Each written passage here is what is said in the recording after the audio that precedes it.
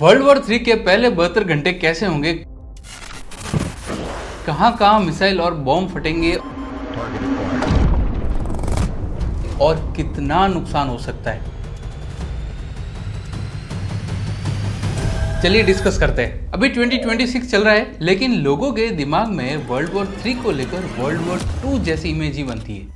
आप और मैं शायद ये भूल गए हैं कि जमाना बदल चुका है। अगर आप सोच रहे हो कि वर्ल्ड वॉर 3 में मिसाइल या बॉम्ब गिरेगा तो शायद आप सही सोच रहे हो, लेकिन वर्ल्ड वॉर 3 की शुरुआत मिसाइल या बॉम्ब से तो नहीं होगी।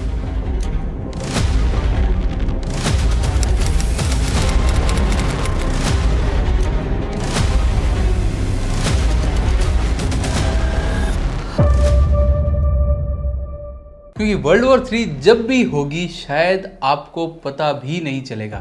क्योंकि अगर आप सोच रहे हो कि बड़ी सिटीज़ पे बॉम्ब गिरेंगे या गवर्नमेंट बताएगी कि वर्ल्ड वॉर 3 चालू हो गई है, तो शायद ऐसा कभी नहीं होगा। क्योंकि ना ही कोई लाउड सायरन बजेगा, ना ही लोग भाग रहे होंगे, क्योंकि वर्ल्ड वॉर 3 स्टार्ट होगी बिल्कुल शांत तरीके से। इतनी शांत कि ज़्यादा लोगों को पता ही नहीं चलेगा, और जब तक पता चलेगा तब तक ऑलरेडी वॉर बहुत आगे बढ़ चुकी होगी। इस वीडियो में मैं पहले दिन का ब्रेकडाउन हर 3 घंटे का दूंगा, और सेकंड डे और थर्ड डे का ब्रेकडाउन मैं 6 आवर्स का दूंगा। और सिनेरियो को अच्छे से समझने के लिए एग्जाम्पल के तौर पे चाइना वर्सेस इंडिया को कोट करूंगा। पहले सोचा था पाकिस्तान वर्सेस इंडिया का एग्जाम्पल लूंगा, लेकिन पाकिस्तान वर्सेस इंडिया की लड़ाई में शायद बॉम्ब तो छोड़ो, कहीं तीर और भाले का इस्तेमाल न करना पड़ जाए। पाकिस्तान इतना एडवांस नहीं है कि वर्ल्ड वॉर 3 खुद सही तरीके से स्टार्ट भी कर पाए। इसलिए इंडिया वर्सेस चाइना का एग्जांपल कोट करूंगा।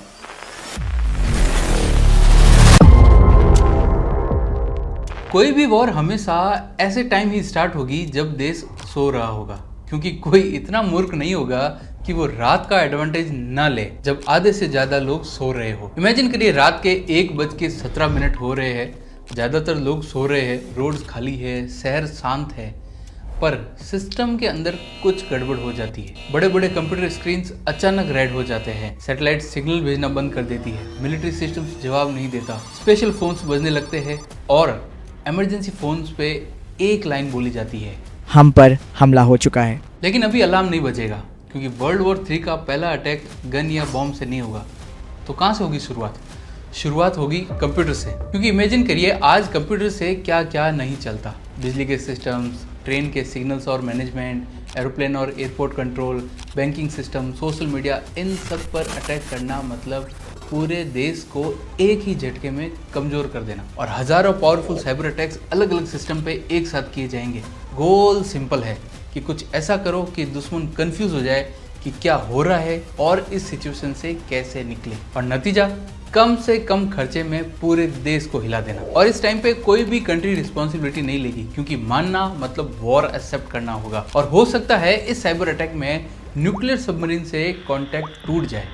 और न्यूक्लियर वेपन सबसे ज़्यादा डेंजरस तब होती है जब सब कुछ शांत हो। और ये बहुत ही सीरियस बात है, क्योंकि सबमरीन कैप्टन्स को एक रूल सिखाया जाता है, अगर ऊपर से कांटेक्ट लंबे समय तक टूट जाए तो हो सकता है वॉर शुरू हो चुकी हो। उनके पास सील्ड ऑर्डर्स होते हैं जो सिर्फ तब खुलते हैं जब दुनिया बिल्कुल शांत हो जाए और उनके पास ऊपर की दुनिया से कोई भी कांटेक्ट का जरिया ना हो।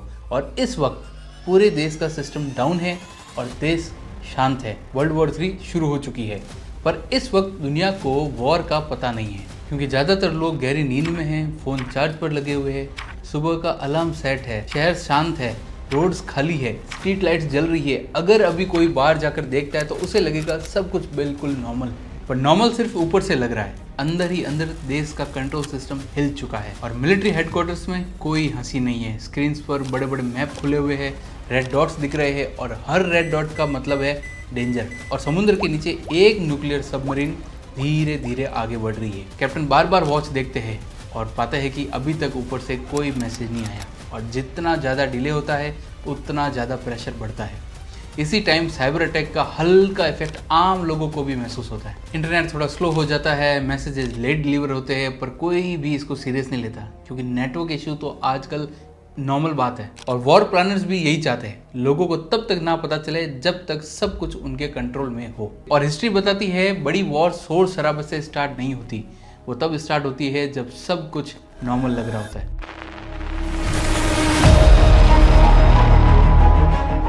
अभी भी आम लोग सो रहे हैं, शहर शांत है, रात नॉर्मल लगती है, पर इसी घंटे में देश की बड़ी आर्मीज मूव करना स्टार्ट कर देती है। मिलिट्री बेसिस के अंदर लाइट्स तेज हो जाती है, गार्ड्स अलर्ट हो जाते हैं और कमांडर्स सिर्फ शॉर्ट ऑर्डर्स देते हैं। कोई एक्सप्लेनेशन नहीं, सिर्फ काम। फाइटर जेट्स को रनवे से हटाकर सेफ शेल्टर में ले जाया जाता है, क्योंकि पहला रूल होता है अपने वेपन्स को बचाओ। मिसाइल डिफेंस सिस्टम्स को क्वाइटली ऑन कर दिया जाता है, रडार स्क्रीन्स एक्टिव हो जाती है, लेकिन पब्लिक को अभी भी कुछ नहीं बताया जाता है। आखिर आम जनता को कब बताया जाएगा? और इसी टाइम स्पेशल फोर्स यूनिट्स को एनक्रिप्टेड मैसेज मिलते हैं। मैसेज बहुत छोटे होते हैं, सिर्फ कोऑर्डिनेट्स और टाइम लिखा होता है। सवाल पूछना एलो नहीं आता और इसी वक्त एयरफोर्स पायलट्स बेस पर पहुंचते हैं। फ्यूल ट्रक्स लाइन में लग जाते हैं, प्लेन्स के नीचे मिसाइल्स अटैच कर दी जाती है और सब लोग समझ जाते हैं कि ये कोई रूटीन ड्रिल तो नहीं है। और नेवी के शिप्स को पोर्ट से बाहर निकाला जाता है, सबमरीन और गहरी चली जाती है, सी रूट्स चुपचाप बदले जाते हैं। अब वॉर सिर्फ प्लानिंग नहीं रही है, अब वॉर एक मूवमेंट बन चुकी है और जब आर्मीज मूव करने लगती है तो उन्हें रोकना बहुत मुश्किल होता है। लेकिन इन सब के बीच आम लोग अभी भी सो रहे होते हैं, उनके लिए रात बिल्कुल नॉर्मल होती है।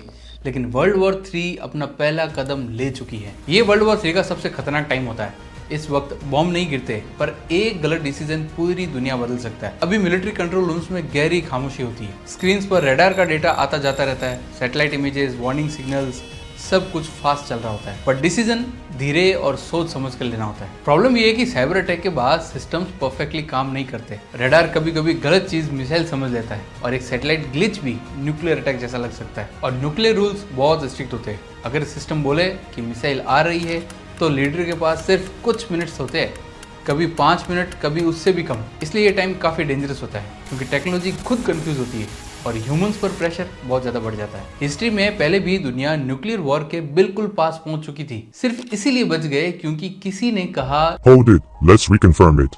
1962 में क्यूबा मिसाइल क्राइसिस।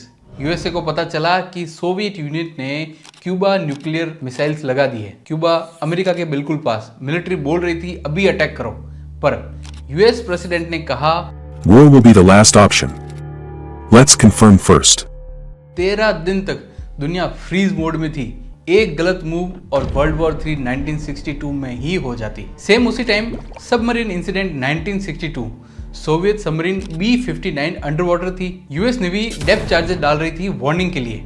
कैप्टन को लगा वॉर स्टार्ट हो चुकी है, पर प्रॉब्लम ये थी कि न्यूक्लियर टॉर्पेडो लॉन्च के लिए 3 ऑफिसर की अप्रूवल चाहिए थी। 2 ने तो हाँ भी बोल दी, पर एक ने मना कर दिया और कहा सरफेस पर जाओ, पहले कंफर्म करो। और रिजल्ट, टॉर्पेडो फायर नहीं हुआ, वर्ल्ड वॉर 3 नहीं हुई। थर्ड इंसिडेंट था 1983 में, जिसको बोलते हैं स्टानिस्लाव पेट्रोव इंसिडेंट। क्या हुआ? सोवियत यूनियन में सैटेलाइट ने अलर्ट दिया कि यूएसए ने 5 न्यूक्लियर मिसाइल्स लॉन्च कर दिए। रूल था तुरंत काउंटर अटैक करना है, और पेट्रोव ने लॉजिक लगाया, अगर अमेरिका अटैक करता तो सिर्फ 5 मिसाइल ही क्यों?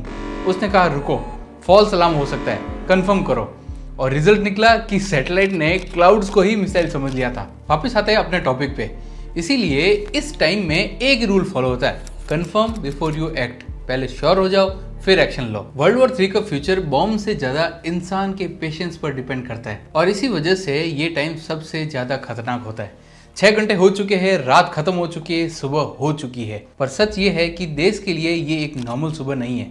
लोग धीरे धीरे उठने लगते हैं, मॉर्निंग अलार्म्स बजता है, फोन हाथ में आता है और सबसे पहले लोग इंटरनेट चेक करते हैं। और यहीं से छोटी छोटी प्रॉब्लम्स दिखनी शुरू होती है। इंटरनेट थोड़ा स्लो चल रहा होता है, मैसेजेस लेट डिलीवर हो रहे होते हैं, बैंकिंग एप्स ओपन नहीं हो रही होती है, और न्यूज़ चैनल वही पुरानी हेडलाइंस दिखा रहे होते हैं। और लोग सोचते हैं आज कोई नेटवर्क इशू है या कोई सर्वर डाउन होगा, और कोई पैनिक नहीं करता। और गवर्नमेंट की तरफ से भी एक शॉर्ट स्टेटमेंट आता है, टेक्निकल प्रॉब्लम है, सिचुएशन कंट्रोल में है।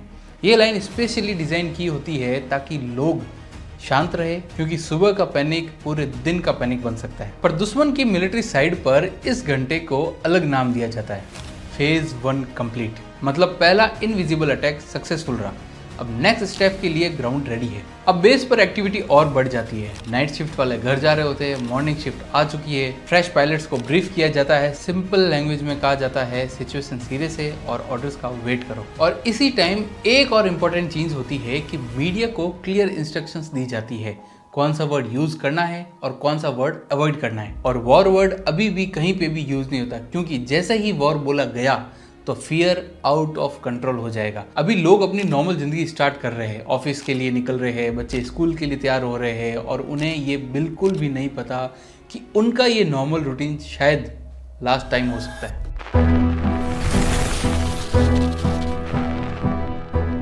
इस टाइम एयर डिफेंस सिस्टम भी फुल्ली एक्टिव हो जाते हैं और रडार कंटिन्यूसली स्काई को स्कैन कर रहा होता है। अननोन एयरक्राफ्ट का डेटा तुरंत स्क्रीन पर बताया जाता है। हर सिग्नल को सीरियसली लिया जाता है। पायलट्स अपना हेलमेट पहनते हैं, ऑक्सीजन मास्क टेस्ट करते हैं। कोई स्माइल नहीं, कोई एक्साइटमेंट नहीं, सिर्फ फोकस, क्योंकि फाइटर पायलट जानता है आज जो फाइट होगी वो ट्रेनिंग नहीं है और हो सकता है कि रिटर्न फ्लाइट भी ना हो। इसी वक्त आम लोग टीवी या फोन पर न्यूज देख रहे होते हैं। हेडलाइंस नॉर्मल होती है, share markets to open late, internet slow in some areas. कोई भी एयर बेस के अंदर चल रही सीरियसनेस नहीं दिखाता। शहर नॉर्मल चल रहा होता है लेकिन आसमान के लिए पूरी तैयारी हो चुकी होती है। और जब एयर बेसेस फुल्ली एक्टिव हो जाते हैं तो ये सिग्नल होता है कि वॉर अब प्लानिंग स्टेज से एक्शन स्टेज के बिल्कुल पास है। इसी टाइम आम लोगों को पहली बार लगता है कि कुछ तो ठीक नहीं है। लोग अपना फोन बार बार चेक करते हैं। इंटरनेट चल रहा है पर स्लो है, मैसेजेस लेट जा रहे हैं, वीडियो लोड होने में टाइम लगा रही है। लोग बोलते हैं आज नेटवर्क वीक है, पर दिल के अंदर एक छोटा सा डाउट आ ही जाता है। बैंक्स के बाहर कुछ जगह लाइन लगनी शुरू हो जाती है। एटीएम का कैश स्लो निकलता है, कहीं कहीं तो एटीएम मशीन ही बंद हो जाती है और बैंक स्टाफ बोलता है सर्वर इश्यू है, थोड़ी देर में ठीक हो जाएगा। और लोग भी वेट कर लेते हैं और अभी तक पैनिक सिचुएशन नहीं है। पर एयरपोर्ट्स पर फ्लाइट्स डिले होने लगती है। अनाउंसमेंट होती है कि टेक्निकल रीजन है, पर कोई फ्लाइट कैंसिल नहीं की जाती, सिर्फ डिले, ताकि लोग ज्यादा सवाल ना पूछे। पर सोशल मीडिया पर कुछ लोग पोस्ट करना शुरू कर देते हैं, जैसे इंटरनेट स्लो है क्या, एटीएम काम नहीं कर रहा, फ्लाइट्स क्यों डिले हो रही है। अलग अलग जगह से सेम कंप्लेंट आने लगती है। यहीं से एक बात क्लियर हो जाती है कि ये सिर्फ लोकल प्रॉब्लम तो नहीं है, ये कुछ बड़ा हो सकता है। वॉर अब सिर्फ मिलिट्री बेसिस तक लिमिटेड नहीं है, वो धीरे धीरे आम लोगों की जिंदगी को टच कर रही है। ये टाइम काफी सीरियस टाइम है, क्योंकि इस वक्त पहली बार दुश्मन ऑफिशियली ये डिसाइड करता है कि हाँ अब अटैक करना है। चाइना के मिलिट्री हेडक्वार्टर्स में एक हाई लेवल मीटिंग होती है।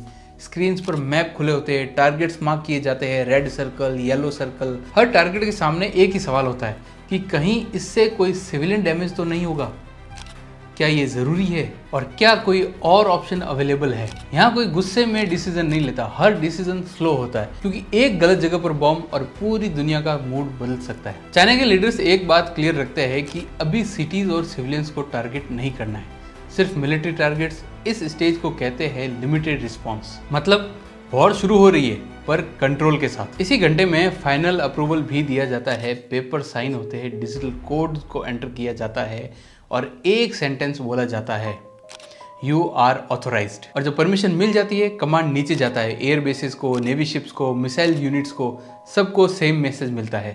और अब सिर्फ एक चीज का वेट है और वो है एग्जीक्यूशन टाइम का। इस वक्त पायलट्स को कहा जाता है स्टैंड बाय, सबमरीन्स को कहा जाता है मेंटेन पोजीशन और मिसाइल क्रूज को इंस्ट्रक्शन मिलता है फाइनल चेक्स। अब कोई भी इस प्रोसेस को अकेले नहीं रोक सकता। वॉर अब अप्रूवल स्टेज क्रॉस कर चुकी है।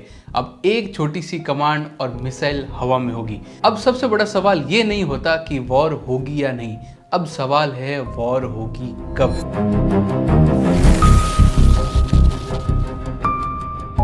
चाइना में मिलिट्री कमांड से अब एक फाइनल सिग्नल मिलता है, सिर्फ एक शॉर्ट मैसेज, बस एक ऑर्डर, एग्जीक्यूट। समुद्र के बीच एक वॉरशिप पर मिसाइल लॉन्च सिस्टम एक्टिवेट हो जाता है। मेटल डोर्स धीरे धीरे खुलते हैं, अंदर मिसाइल्स रेडी होती है। क्रू बिल्कुल शांत होता है, क्योंकि ट्रेनिंग उन्हें ये सिखाती है जब मिसाइल लॉन्च हो इमोशंस जीरो होने चाहिए। इस वक्त जमीन पर मिसाइल बेसिस भी एक्टिव हो जाते हैं, कोड्स वेरीफाई होते हैं, कंप्यूटर भी डबल चेक करता है, टारगेट हो गया, टाइम हो गया, डायरेक्शन, हर स्टेप कंफर्म होता है। फिर वो मूवमेंट आता है, एक डीप साउंड, मिसाइल हवा में उठती है। ये न्यूक्लियर मिसाइल नहीं होती, ये प्रेसिशन मिसाइल है, सिर्फ मिलिट्री टारगेट्स के लिए। Radar station, communication centres, weapon storage sites को डिस्ट्रॉय करने के लिए। गोल सिंपल होता है, टारगेट देश को अंधा कर दो। मिसाइल शहर के ऊपर से नहीं जाती, हाई बिल्डिंग्स के पास से नहीं जाती, उनका रूट केयरफुली प्लान होता है ताकि सिविलियन डैमेज कम से कम हो, पर जीरो डैमेज कभी पॉसिबल नहीं होता। और जब मिसाइल टारगेट पे पहुंचती है, एक लाउड ब्लास्ट होता है, बिल्डिंग्स हिल जाती है, विंडोज टूट जाती है, पावर लाइंस गिर जाती है, मिलिट्री बेस का एक हिस्सा कुछ ही सेकंड में खत्म हो जाता है। इसी टाइम अब इंडिया भी चुप नहीं रहता और चाइना में कमांडर्स समझ जाते हैं कि अटैक हो चुका है और अब जवाब आएगा। इंडिया में ये साइकिल यहीं नहीं रुकती। आम लोगों को न्यूज़ चैनल्स अभी भी क्लियर नहीं बताते, बस एक लाइन चलती है, सिक्योरिटी सिचुएशन डेवलपिंग। अब कोई भी ये नहीं कह सकता कि वॉर अभी स्टार्ट नहीं हुई, और जब पहली मिसाइल चल जाती है तो वापस जाने का रास्ता बहुत मुश्किल हो जाता है। दुनिया अब एक नए फेज में एंटर कर चुकी है और ये फेज पहले से ज़्यादा खतरनाक है। पहली मिसाइल गिर चुकी है, अब सिर्फ एक साइड एक्शन में नहीं होती, अब दोनों साइड्स अलर्ट हो चुकी है। अटैक होने के कुछ ही मिनट के अंदर इमरजेंसी अलार्म बजते हैं, अंडरग्राउंड कमांड सेंटर्स भी एक्टिव हो जाते हैं। ऑफिसर्स स्क्रीन पर डैमेज रिपोर्ट देखते हैं, स्मोक, फायर, कम्युनिकेशन लॉस, और सब कुछ क्लियर हो जाता है कि ये वार्निंग नहीं थी, ये रियल अटैक था। इस घंटे में काउंटर रिस्पांस की प्लानिंग भी शुरू होती है। अब सवाल ये नहीं होता कि अटैक हुआ या नहीं, अब सवाल होता है जवाब कैसे देना है। मिलिट्री लीडर्स 3 चीज डिसाइड करते हैं। पहली, कितना स्ट्रॉन्ग रिस्पांस देना है। दूसरी, कौन से टारगेट्स होंगे। तीसरी, सिविलियन डैमेज कैसे कम रखा जाए। ये डिसीजंस प्रेशर में लिए जाते हैं क्योंकि टाइम बहुत कम होता है। इसी घंटे में एयर डिफेंस सिस्टम और टाइट हो जाता है। हर अननोन सिग्नल को थ्रेट माना जाता है। आसमान में अब पीस तो बिल्कुल भी नहीं रहा, आसमान अब एक वार्निंग जोन बन चुका है। फाइटर जेट्स बिना लेट किए रनवे से उड़ान भरते हैं। उनका काम होता है एनिमी मूवमेंट चेक करना और ज़रूरत पड़े तो इंगेज करना। नेवी भी रिएक्ट करती है, वॉरशिप्स अपनी पोजीशन चेंज करते हैं, सबमरीन्स और गहरी चली जाती है, टॉर्पेडो सिस्टम्स आर्म होते हैं और समुद्र के नीचे भी टेंशन बढ़ जाती है। और इसी वक्त साइबर अटैक्स दोबारा तेज हो जाते हैं। इंडिया भी दूसरी साइड के पावर ग्रिड्स, कम्युनिकेशन लाइंस और मिलिट्री नेटवर्क्स को टारगेट करता है। ये एक इनविजिबल फाइट होती है जिसमें आम लोग सिर्फ इफेक्ट्स देखते हैं, कॉज नहीं। आम लोगों के लिए ये टाइम काफी कंफ्यूजिंग होता है। कहीं ब्लास्ट की खबर आ रही होती है, कहीं सिक्योरिटी अलर्ट की, कोई क्लियर पिक्चर नहीं मिलती। पर एक चीज सब महसूस करते हैं, सिचुएशन अब और सीरियस हो चुकी है। जब पहला अटैक हो जाता है तो वॉर एक चेन रिएक्शन बन जाती है। एक अटैक दूसरे अटैक को जन्म देता है और फिर तीसरे को। इस टाइम के बाद वॉर को लिमिटेड रखना और मुश्किल हो जाता है क्योंकि दोनों चाहते हैं कि कोई भी कमजोर ना दिखे, और जब ईगो और फियर बैटलफील्ड पर आ जाता है तो वॉर और तेज हो जाती है। अब वॉर पब्लिक स्पेस में भी आ चुकी है क्योंकि देश के लीडर्स टीवी पर आते हैं, टेलीविजन स्क्रीन्स ऑन होती है, फोन पर नोटिफिकेशन आते हैं, इंपॉर्टेंट एड्रेस, नेशनल मैसेज, लोग रुक जाते हैं, ऑफिस में, घर में, दुकान पे, सब स्क्रीन की तरफ देखते हैं। इस टाइम लीडर का चेहरा सीरियस होता है, बैकग्राउंड में नेशनल फ्लैग होता है, आवाज कंट्रोल्ड होती है, वर्ड्स काफी केयरफुली चूज किए जाते हैं क्योंकि एक गलत सेंटेंस पूरी कंट्री को पैनिक में डाल सकता है। और लीडर्स कहते हैं कि देश सुरक्षित है, सिचुएशन कंट्रोल में है, फोर्सेस अलर्ट पर है। ये लाइंस लोगों को शांत रखने के लिए होती है। लेकिन फिर एक और लाइन आती है जो सब कुछ बदल देती है। सिटीजन्स को थोड़ा एडजस्ट करना पड़ेगा, एसेंशियल सर्विसेज पे फोकस रहेगा, कुछ डिसरप्शन भी हो सकता है। इसका मतलब सब समझ जाते हैं अब चीजें नॉर्मल नहीं रहेगी। लीडर डायरेक्टली वॉर शब्द यूज नहीं करते पर इनडायरेक्टली सब कुछ क्लियर हो जाता है। ये सिर्फ बॉर्डर टेंशन नहीं है, ये कॉन्फ्लिक्ट है और कॉन्फ्लिक्ट लंबा भी चल सकता है। और इसी घंटे में कुछ इमरजेंसी रूल्स भी अनाउंस किए जाते हैं, जैसे ट्रैवल को रिस्ट्रिक्ट करना, सिक्योरिटी चेक्स करना, पब्लिक को गैदरिंग्स अवॉइड करने की एडवाइस दी जाती है। सब कुछ टेम्पररी बोला जाता है, पर हिस्ट्री बताती है कि टेम्पररी चीजें कभी कभी काफी लंबी होती है। और इसी टाइम में इंटरनेशनल लीडर्स भी मैसेज देते हैं, we are monitoring the situations, we urge restraint. ये डिप्लोमेटिक वर्ड्स होते हैं जिसका मतलब होता है हम भी तैयार है। इस एड्रेस के बाद लोग अपनी जिंदगी के डिसीजंस रीथिंक करते हैं, ट्रैवल को पोस्टपोन करते हैं, परचेज को रीथिंक करते हैं, फैमिली को कॉल्स करते हैं। वॉर अब सिर्फ न्यूज़ नहीं रही, अब वॉर पर्सनल हो चुकी है। इस टाइम पे पैसा हिल जाता है और जब पैसा हिलता है पूरी दुनिया हिल जाती है। लीडर का एड्रेस खत्म होते ही लोग एक चीज समझ जाते हैं, अब सब नॉर्मल नहीं रहेगा। सबसे पहला रिएक्शन होता है पैसा चेक करना। लोग बैंकिंग एप्स ओपन करते हैं, बैलेंस तो दिख रहा होता है लेकिन ट्रस्ट कहीं ना कहीं कम हो जाता है। लोग सोचते हैं कि अगर सिचुएशन और खराब हुई तो क्या पैसा निकाल पाएंगे। इसी टाइम स्टॉक मार्केट ओपन होते हैं और जैसे ही ट्रेडिंग शुरू होती है स्क्रीन्स रेड हो जाती है, शेयर्स गिरने लगते हैं, बड़े इन्वेस्टर्स सेल करते हैं, स्मॉल इन्वेस्टर पैनिक करते हैं। कुछ लोगों की जिंदगी की सेविंग्स कुछ ही मिनटों में खत्म हो जाती है और न्यूज़ चैनल्स एक ही वर्ड यूज करते हैं, अनसर्टेनिटी। पर रियलिटी में जो हो रहा होता है वो होता है फियर सेलिंग, मतलब लोग प्रॉफिट के लिए नहीं, डर के कारण बेच रहे होते हैं। इसी टाइम गवर्नमेंट चुपचाप कुछ स्टेप्स लाती है, जैसे बैंक विड्रॉल्स पर लिमिट लग सकती है, लार्ज ट्रांसफर्स डिले हो जाते हैं। ऑफिशियली रीजन होता है सिस्टम लोड, लेकिन रियल रीजन होता है पैनिक को स्लो करना। ये देखकर लोग फिजिकली रिएक्ट भी करते हैं। एटीएम के बाहर लाइन दिखने लगती है, पेट्रोल पंप पर रश बढ़ जाता है, लोग सोचने लगते हैं बस थोड़ा सा एक्स्ट्रा भरवा लेते हैं या थोड़ा सा एक्स्ट्रा कैश निकाल लेते हैं। पर जब सब थोड़ा थोड़ा करते हैं तो सिस्टम प्रेशर में आ जाता है। शॉप्स पर भी असर दिखने लगता है। ग्रोसरी स्टोर्स में लोग ज्यादा सामान लेने लगते हैं, राइस, आटा, ऑयल। अब सबके मन में एक साइलेंट रूल एक्टिवेट हो जाता है, एसेंशियल चीज़ें पहले, लग्जरी बाद में। लोग ऑनलाइन शॉपिंग्स कैंसिल कर देते हैं, ट्रैवल प्लान्स को पोस्टपोन कर देते हैं, वेडिंग्स को डिले कर देते हैं। जिंदगी का फोकस धीरे धीरे शिफ्ट होता है। और इस पूरे टाइम में गवर्नमेंट रिपीटेडली बोलती रहती है कि नो नीड टू पैनिक। और हिस्ट्री बताती है जब अथॉरिटी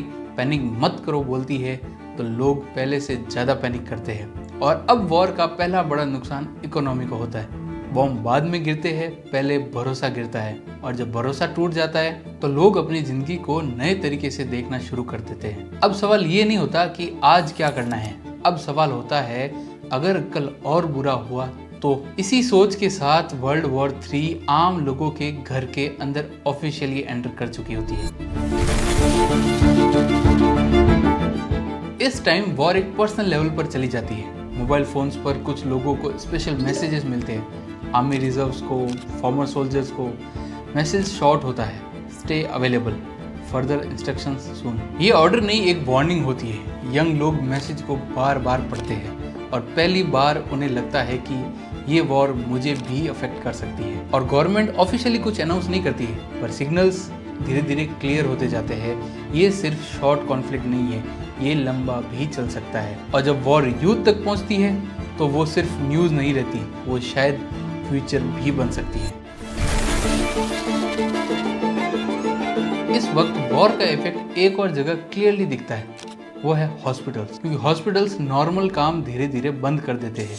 नॉन इमरजेंसी सर्जरीज को पोस्टपोन कर दिया जाता है, एक्स्ट्रा बेड्स रेडी किए जाते हैं, डॉक्टर्स और नर्सेज को लॉन्गर शिफ्ट्स के लिए बोला जाता है, ब्लड बैंक्स को अलर्ट पे डाल दिया जाता है, इमरजेंसी वार्ड में ड्रिल्स स्टार्ट होती है, बताया जाता है कि अगर ज़्यादा इंजर्ड लोग आए तो क्या करना है। ऑक्सीजन सप्लाई चेक की जाती है, बैकअप जनरेटर्स टेस्ट किए जाते हैं, क्योंकि पावर का कोई भरोसा नहीं होता। और इसी वक्त सिविल डिफेंस टीम्स भी एक्टिव हो जाती है। Fire brigades, ambulance, disaster response units, सबको एक ही मैसेज मिलता है, बी रेडी। गवर्नमेंट ऑफिशियली कुछ ड्रामेटिक अनाउंस नहीं करती, पर क्वाइटली इंस्ट्रक्शंस जारी होती है, लार्ज गैदरिंग्स अवॉइड करो, इमरजेंसी नंबर्स रेडी रखो। और ये सब एक वार्निंग होती है, बिना वॉर वर्ड बोले। आम लोगों को ये देखकर ऐसा लगता है जैसे पूरा शहर सांस रोक कर बैठा हो। दिन खत्म हो चुका है और वर्ल्ड वॉर 3 के पहले 24 घंटे भी पूरे होने वाले हैं। रात हो चुकी है और ये वर्ल्ड वॉर 3 की पहली रात है। शहर धीरे धीरे शांत होने लगते हैं, ट्रैफिक कम हो जाता है, शॉप्स बंद होने लगती है। बॉर्डर के नज़दीक शहरों में ब्लैकआउट कर दिया जाता है ताकि अगर कोई एयर स्ट्राइक हो तो सिटी दिखे ही ना। सेम ऐसा रिसेंटली 2025 में पाकिस्तान और इंडिया के बीच टेंशन बढ़ने से जैसलमेर, बाड़मेर और जोधपुर जैसे शहरों में पूरी रात ब्लैकआउट देखने को भी मिला था। कहीं कहीं सायरन्स को टेस्ट किया जाता है, सिर्फ टेस्ट, पर आवाज़ सुनते ही लोगों का दिल थोड़ा जोर से धड़क जाता है। घर के अंदर फैमिलीज टीवी के सामने बैठी होती है, न्यूज़ चल रही होती है, पर कोई ध्यान से नहीं देख रहा। सब अपने फ़ोन्स को चेक कर रहे होते हैं, मैसेजेस, मिस कॉल्स, अपडेट्स। और मिलिट्री साइड पर रात दिन जैसी होती है। कमांड सेंटर्स फुल एक्टिव होते हैं, स्क्रीन्स ग्लो कर रही होती है, सोल्जर्स और ऑफिसर्स बिना सोए काम कर रहे होते हैं, क्योंकि वॉर में रात कोई ब्रेक नहीं होती। इसी वक्त बॉर्डर एरियाज और सेंसिटिव जोन्स में और ज़्यादा अलर्टनेस होती है। एक छोटी सी आवाज़, एक छोटी सी मूवमेंट और अलार्म बज सकता है। आम लोगों के लिए ये रात काफ़ी अजीब होती है। नींद आती है पर पूरी नहीं आती, आंख बंद होती है पर दिमाग जगा रहता है। इसी के साथ पहला दिन ऑफिशियली खत्म होता है। न्यूक्लियर बॉम्ब नहीं गिरा, दुनिया अभी भी जिंदा है, पर दुनिया पहले से थोड़े अलग फेज में जा चुकी है। ये सिर्फ पहला दिन था, आगे और भी दिन आने वाले हैं और सेकंड डे तो और ज्यादा डेंजरस होने वाला है।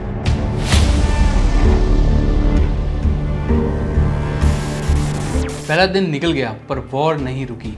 असल में अब वॉर और भी डेंजरस फेज में एंटर कर रही है। 24 घंटों के बाद एक चीज़ क्लियर हो जाती है, अगर दुश्मन को ज़मीन पर तोड़ना मुश्किल है तो उसे सिस्टम से तोड़ दो। इसी घंटे में वॉर का एक नया बैटलफील्ड एक्टिव हो जाता है, स्पेस। सैटेलाइट्स पर अटैक शुरू होते हैं, कुछ सैटेलाइट्स जैम किए जाते हैं, कुछ हैक किए जाते हैं, कुछ डिस्ट्रॉय कर दिए जाते हैं। ये सैटेलाइट्स सिर्फ स्पेस में नहीं होते, ये पूरी दुनिया को चलाती है। GPS, internet, weather systems, military communication. जब एक सैटेलाइट गिरती है तो वो सिर्फ खुद नहीं गिरती, वो स्पेस में खुद का मलबा छोड़ देती है और ये मलबा दूसरे सैटेलाइट्स को भी नुकसान पहुंचा सकता है और इसे कहते हैं चेन रिएक्शन।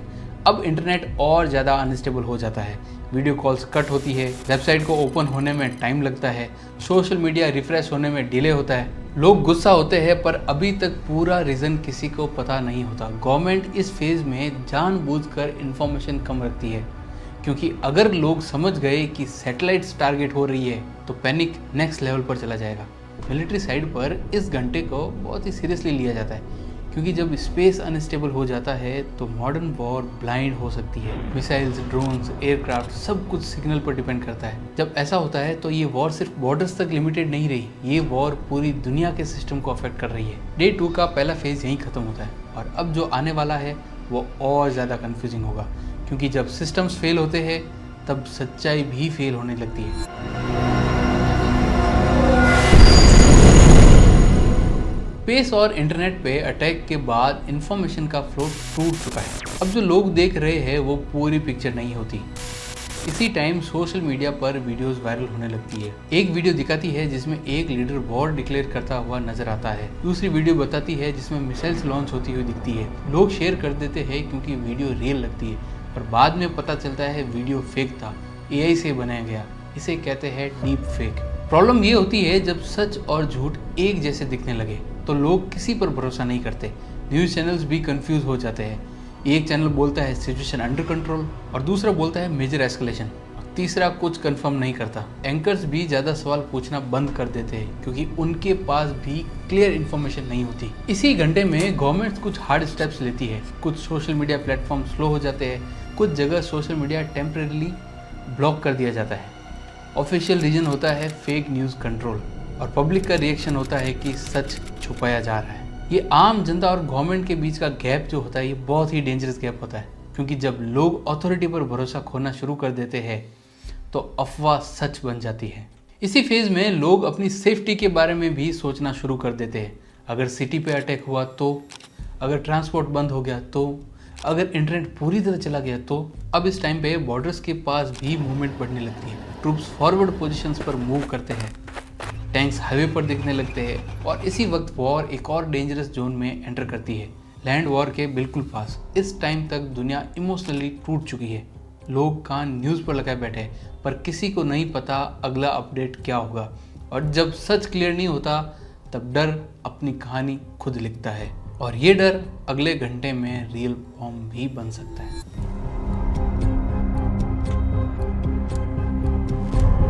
अब तक वॉर मैप्स पर थी, स्क्रीन पर थी, मीटिंग्स और स्टेटमेंट में थी। इस फेज में वॉर शहर के अंदर आ जाती है। R36 के आसपास एक मेजर सिटी को टारगेट किया जाता है। ये न्यूक्लियर अटैक नहीं होता पर ये हल्का भी नहीं होता। Precision air strikes, missile strikes, सिर्फ मिलिट्री टारगेट्स के नाम पर radar stations, weapon factories, communication hubs, ये सब सिटी के अंदर या पास होते हैं और जब सिटी के अंदर बॉम्ब गिरता है तो सिविलियंस सेफ नहीं रहते।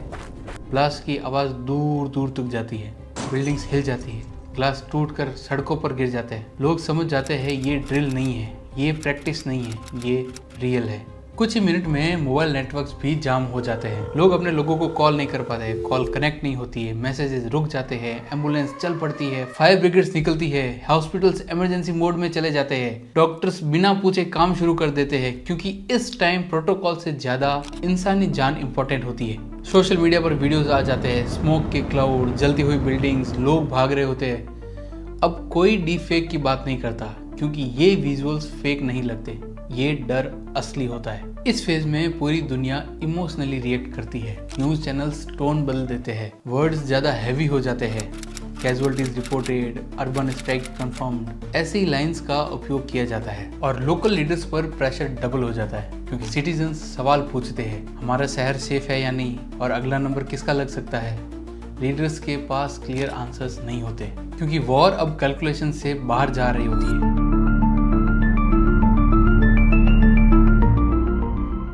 अब तक दुनिया समझ चुकी है ये वॉर रुकने वाली नहीं है, और इस रियलाइजेशन के साथ एक और शब्द न्यूज़ और वॉर रूम्स में एंटर करता है, न्यूक्लियर। और जैसे ही ये वर्ड यूज़ किया जाता है, मिलिट्री अपना पोस्चर अचानक बदल देती है। एयर स्ट्राइक से आगे की बात होने लगती है। लीडर्स और जनरल्स सिर्फ एक सवाल पूछते हैं, अगर ये और बढ़ा तो हम कहाँ तक जाएंगे। इसी फेज में न्यूक्लियर फोर्सेस हाई अलर्ट पर डाल दी जाती है। इसका मतलब ये नहीं होता कि मिसाइल्स लॉन्च हो रही है, इसका मतलब होता है मिसाइल्स फ्यूल्ड है, सिस्टम्स एक्टिव है, क्रूज बंकर के अंदर है। अब रिस्पॉन्स का टाइम घंटों का नहीं, मिनट्स का होता है, और न्यूक्लियर सबमरीन्स और ज़्यादा गहरी चली जाती है। उनका काम होता है चुप रहना, इनविजिबल रहना और तैयार रहना, क्योंकि अगर जमीन और आसमान फेल हो जाए तो लास्ट ऑप्शन समुद्र के नीचे का होता है। इसी वक्त वार्निंग सिस्टम्स और सेंसिटिव हो जाते हैं। हर रडार सिग्नल केयरफुली देखा जाता है और हर ग्लिच को 2 बार चेक किया जाता है, क्योंकि एक गलत अलर्ट और दुनिया के पास रिएक्ट करने के लिए सिर्फ कुछ मिनट्स होंगे। और हिस्ट्री को यहाँ सबसे ज्यादा याद किया जाता है। पहले भी दुनिया न्यूक्लियर वॉर के बिल्कुल करीब पहुंच चुकी थी, सिर्फ इसलिए बच गई क्योंकि किसी ने वापस कंफर्म करने को कहा। पब्लिक साइड पर टेंशन और बढ़ जाती है। न्यूज चैनल्स न्यूक्लियर एक्सपर्ट्स को बुलाते हैं, मैप्स दिखाए जाते हैं, ब्लास्ट रेडियस, फॉलआउट जोन। लोग ये सब सुनना नहीं चाहते, पर टीवी बंद भी नहीं कर पाते। गवर्नमेंट केयरफुली वर्ड्स चूज करती है, all options are on the table, we urge restraint. ये डिप्लोमेटिक लाइंस होती है, पर मिलिट्री समझती है रेड लाइन पास आ चुकी है। सीक्रेट कॉल्स स्टार्ट होती है और लीडर्स डायरेक्ट बात करते हैं, बिना किसी मीडिया और बिना किसी एडवाइजर के, क्योंकि जब न्यूक्लियर ऑप्शन पास होता है तो बात सिर्फ लीडर्स के बीच होती है। डे 2 ऑफिशियली खत्म होता है। अभी तक न्यूक्लियर बॉम्ब तो नहीं गिरा, पर दुनिया को पहली बार जेन्युइनली लगा ये हो भी सकता है। अब डे 3 स्टार्ट हो चुका है और अब ये दिन सब कुछ डिसाइड करेगा। और सबसे पहला प्रेशर पड़ता है फूड सप्लाई पर। ट्रक्स लेट हो जाते हैं, कुछ हाईवेज मिलिट्री के लिए रिजर्व कर दिए जाते हैं, ड्राइवर्स काम पर आने से डरते हैं। रिजल्ट सिंपल होता है, शॉप्स पर माल कम आने लगता है, ग्रोसरी स्टोर्स में सेल्स आधी खाली दिखने लगती है। राइस, आटा, ऑयल, लोग ज़्यादा नहीं पर थोड़ा थोड़ा एक्स्ट्रा लेने लगते हैं, क्योंकि लोगों के मन में अब सवाल ये है कि अगर कल इससे भी बुरा हुआ तो। इसी टाइम पावर सप्लाई भी अनस्टेबल हो जाती है। साइबर अटैक्स और ओवरलोड की वजह से कई जगह लाइट कट होने लगती है, कभी 10 मिनट, कभी आधा घंटा और कभी कभी पूरे दिन। इसी टाइम गवर्नमेंट भी राशन की बात छेड़ती है। ऑफिशियल अनाउंसमेंट कम होता है, पर इंटरनल प्लानिंग स्टार्ट हो चुकी होती है। प्रायोरिटी लिस्ट बनने लगती है।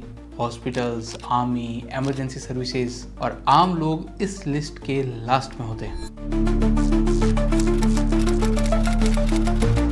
इस टाइम पे सारा सिस्टम हिल चुका है। ना प्रॉपर इलेक्ट्रिसिटी है, ना नेटवर्क है, ना प्रॉपर फूड सप्लाई है, ना प्रॉपर कम्युनिकेशन है और ना ही कोई सेफ्टी है।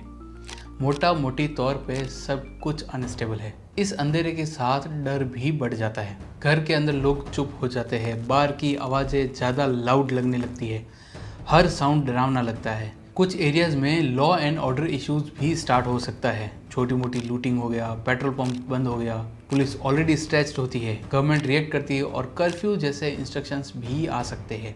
अननेसेसरी बाहर मत निकलो, स्टे इंडोर्स। कुछ जगह आर्मी पेट्रोल भी दिखने लगते हैं। ये सीन आम लोग पहली बार देखते हैं। सोल्जर्स स्ट्रीट पर, check points, identity check. Hospitals और इमरजेंसी सर्विसेज जनरेटर पर डिपेंडेंट होती है। फ्यूल का कट डाउन चल रहा होता है। हर घंटा इम्पोर्टेंट होता है। अब पूरा देश सर्वाइवल फेज में जा चुका है। कैसे भी करके रिसोर्सेज को बचाना है ताकि ज़्यादा से ज़्यादा टाइम मिले वॉर लड़ने का। इस टाइम पर मोबाइल फ़ोन पर इमरजेंसी अलर्ट्स आते हैं। शॉर्ट मैसेजेस जैसे stay indoor, remain calm, further update soon. Messages simple होते हैं पर उनका इफेक्ट भारी होता है। अब लोग खुद से पूछते हैं, अगर सच में न्यूक्लियर अटैक हुआ तो हम क्या करेंगे? और इस सवाल का किसी के पास कोई क्लियर जवाब नहीं होता। मिलिट्री साइड पर ये सबसे टेंस आर होते हैं। मिसाइल क्रूज बंकर में होती है, सबमरीन बिल्कुल साइलेंट मोड में। हर रडार सिग्नल को 2 से 3 बार चेक किया जाता है, क्योंकि एक गलती और पूरी ह्यूमैनिटी खत्म हो सकती है। ये एक ऐसी सिचुएशन होती है जिसमें सब लोग डरे हुए होते हैं और सबके मन में एक ही डर होता है, कहीं कोई एक देश गलत कदम न उठा ले। लोग सोच रहे होते हैं सब नॉर्मल हो जाए, क्योंकि कोई भी न्यूक्लियर वॉर नहीं चाहता। बस एक बटन का फासला है पूरी सिविलाइजेशन को ख़त्म करने में। ये वो घंटे होते हैं जहाँ सिर्फ दो रास्ते बचते हैं, या तो दुनिया बचेगी या तो दुनिया बदल जाएगी हमेशा हमेशा के लिए। अब सिर्फ दो कंट्रीज फाइट नहीं कर रही होती है, अब पूरी दुनिया इन्वॉल्व है, क्योंकि सब जानते हैं अगर यहाँ न्यूक्लियर बॉम्ब गिरा तो सिर्फ दो देश नहीं मरेंगे, पूरा प्लेनेट सफ़र करेगा। इसी फेज़ में बाकी पावरफुल कंट्रीज बीच में आती है। सीक्रेट इमरजेंसी मीटिंग्स होती है, direct calls, no media, no camera, सिर्फ एक मैसेज, रुको, ये सिर्फ तुम्हारा वॉर नहीं है, इसका इफेक्ट हम सब पर पड़ेगा। डिप्लोमेट्स नॉन स्टॉप ट्रैवल करते हैं, बैक चैनल टॉक्स होती है, एक ही बात समझाई जाती है, अगर न्यूक्लियर बॉम्ब गिरा तो हवा रुकेगी नहीं, रेडिएशन बॉर्डर्स को नहीं मानती, फूड चेन खत्म हो जाएगी और न्यूक्लियर विंटर का रिस्क होता है। मतलब जो देश लड़ भी नहीं रहे हैं वो भी भूखे मर सकते हैं। इसी वक्त दोनों फाइटिंग कंट्रीज में पब्लिक एडवाइजरीज भी आती है। गवर्नमेंट सिंपल लैंग्वेज में बोलती है अगर न्यूक्लियर ब्लास्ट हो तो घर के अंदर रहो, विंडोज़ और डोर को बंद रखो, बेसमेंट या नीचे वाली जगह में रहो, ब्लास्ट के बाद तुरंत बाहर नहीं निकलना है, रेडियो या ऑफिशियल अपडेट्स सुनते रहो। लोग पैनिक करते हैं, पर पैनिक से कोई नहीं बच सकता। न्यूक्लियर ब्लास्ट में डिस्टेंस और शेल्टर ही सब कुछ होता है। अब अगर इस फेज़ में दोनों साइड न्यूक्लियर लॉन्च होता है तो पहले कुछ सेकेंड एक ब्राइट लाइट, फिर हीट, फिर शॉक वेव और शहर पल भर में ख़त्म हो जाएगा। लाखों लोग तुरंत मर जाएंगे और जो बचते हैं वो रेडिएशन से सफ़र करेंगे। हॉस्पिटल्स ओवरलोड हो जाएंगे, मेडिसिन भी काम करना बंद कर देगी, वाटर कंटेमिनेट हो जाएगा। फिर आता है सबसे खतरनाक पार्ट, न्यूक्लियर विंटर। स्मोक और डस्ट एटमॉस्फेयर में चली जाएगी, सूरज की रोशनी कम हो जाएगी, टेम्परेचर गिर जाएगा, क्रॉप्स फेल हो जाएगी, पूरी दुनिया में फूड शॉर्टेज हो सकता है। ये सिर्फ वॉर नहीं होता, ये सिविलाइजेशन का एंडिंग इवेंट होगा और वापस सब कुछ नॉर्मल करने का कोई बटन नहीं होगा। पर अगर दोनों देश एक स्टेप पीछे ले लें, मिसाइल लॉन्च कैंसिल हो जाए, ऑर्डर्स पॉज हो जाए, तो दुनिया एक बड़ी सांस लेगी। वॉर तुरंत खत्म नहीं होगी, टेंशन तो रहेगी क्योंकि ऑलरेडी काफी नुकसान हो चुका है, पर ह्यूमैनिटी बच जाएगी, सीज फायर टॉक शुरू हो जाएगी, न्यूट्रल कंट्रीज मीडिएटर बनेगी। कंडीशन टफ होती है, विश्वास टूट चुका होता है, पर एक बात क्लियर होती है, हम जिंदा रहना चूज कर रहे हैं। हिस्ट्री में ऐसे मोमेंट्स आए हैं जहां सिर्फ एक फोन कॉल ने न्यूक्लियर वॉर रोक दी। ये फेज भी वैसा ही होगा। 3 दिन पूरे हो चुके हैं, दुनिया या तो जल चुकी होगी या अभी भी खड़ी होगी। और अगर न्यूक्लियर वॉर नहीं हुई तो सिर्फ इसीलिए क्योंकि किसी ने गुस्सा कंट्रोल कर लिया, किसी ने ईगो साइड में रख दिया, किसी ने बटन नहीं दबाया। अगर हम समझ जाए कि वॉर कैसे आखिरी पल तक पहुंचती है तो शायद हम उसे आखिरी पल पर रोक भी सकते हैं, क्योंकि अगला बटन सिर्फ 2 देशों के बीच नहीं होता, वो पूरी ह्यूमैनिटी के हाथ में होता है। वर्ल्ड वॉर 3 बॉम्ब से नहीं होगी, ये डिसीजन से होगी। और कभी कभी पूरी दुनिया का फ्यूचर सिर्फ एक इंसान के पेशेंस, एक वेट और एक सही डिसीजन पर डिपेंड करता है, क्योंकि जब बटन दब जाता है वापस आने का कोई रास्ता नहीं होता।